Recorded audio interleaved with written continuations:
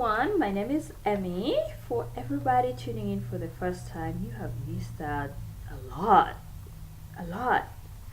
So I'm glad you are tuned in today. Welcome to my broadcast, and everybody who watches this every day. I'm still fluttered, and I appreciate your support. I am trying to get better, like I said in my last video. And if you have any tips or any ideas how I can better myself, I welcome. I welcome all criticism, constructive criticism. I welcome ideas on topics. I welcome ideas on presentation. I am so open to learn. So come on, bring it on to me. If you love me or you love what I do, help me get better. Thank you. So I'm continuing a conversation I started last week, and I've started this conversation I think for three weeks now. Yes.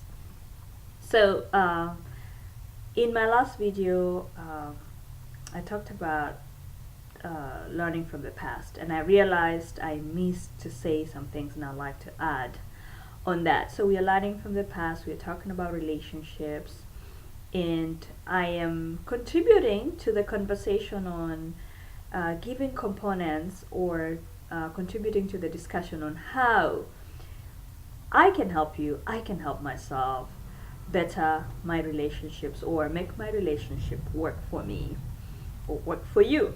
So, what does our past teach us? What can we learn from our past? So we can learn from the past that our past is informs us. Our past teaches us. So we're using our past as data. We're not using our past as a place where we are stuck.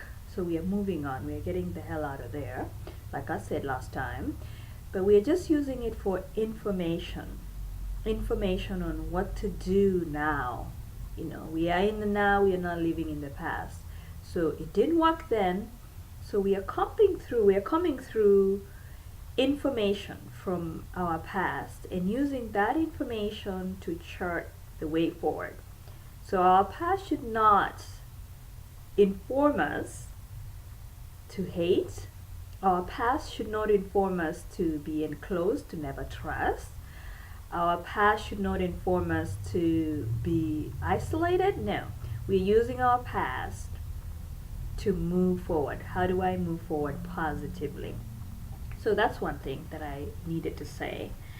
And again, we're using the past to interrupt the patterns that were not serving us. So if we repeatedly do the same thing over and over and expect different results, then that's not going to happen. So we're using the past to interrupt the trajectory, to interrupt the patterns that were not successful.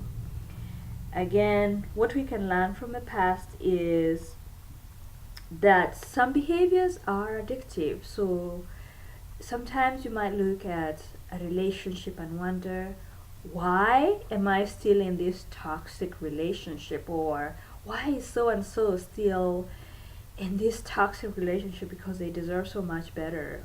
Or you can look at yourself and say, I know I deserve better and I don't know why I'm still in this relationship. One thing I know is some behaviors are addictive. So perhaps you're addicted to being treated a certain way, you're addicted to pain. So when you look at yourself honestly and wonder why you're still in that relationship, it could be that because you're addicted to pain. And I am recommending that you get help. If you're addicted to something, you need help from outside yourself. So you can get help from a spiritual leader, or you can go counseling, because being addicted to pain is not going to serve you. So we can also learn from the past that not so good people came to our lives because of the way we carried ourselves. So the way we carry ourselves invites certain people into us. So we ought to mind how we are carrying ourselves so that we can attract the right people. People see things, we have different eyes.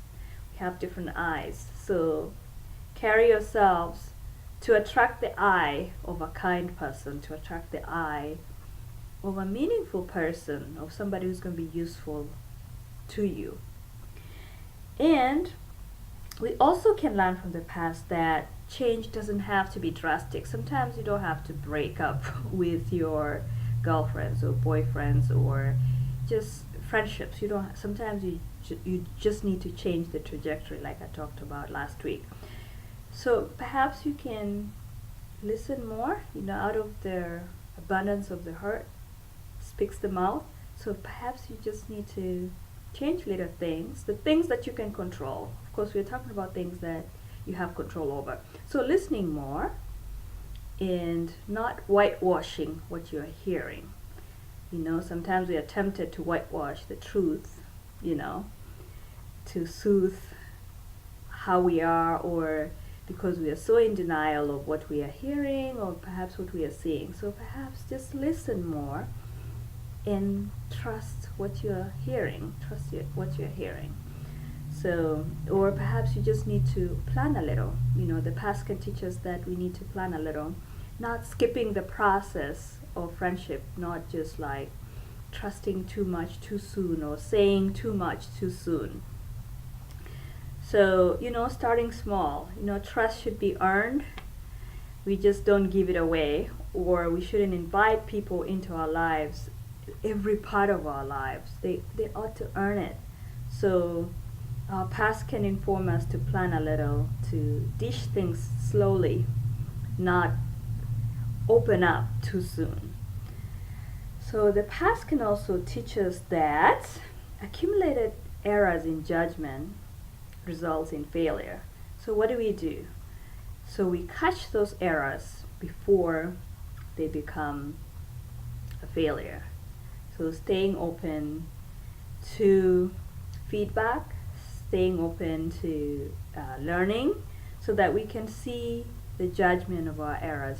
Any failure is because of accumulated errors, little by little, and then it becomes a failure. So if we can catch the errors, then we can have a chance of succeeding if we correct them. So I don't know, what else do you think? What has your past taught you? Can you email me? Can you inbox me? I would like to learn from you too. What has your past taught you?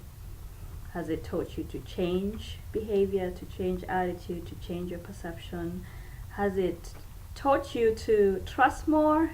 Has it taught you to open up more? Because we are so different. Some people just need to open up more. Some people need to open up a little. So what has the past taught you? So I hope that was useful information for you. I appreciate you very much. Until next time, I wish you God's blessings, and bye-bye.